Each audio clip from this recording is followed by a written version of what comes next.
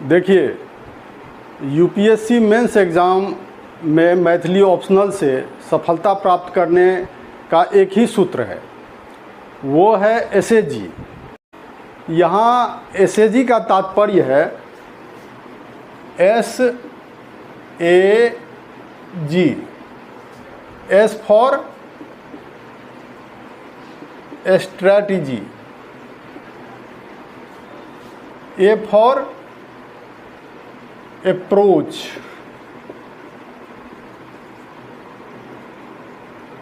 और जी for guideline. अगर Maithili optional की तैयारी के लिए आपने सही स्ट्रेटजी को अपनाया, सही अप्रोच से आप तैयारी आपने किया, सही अप्रोच आपने अपनाया,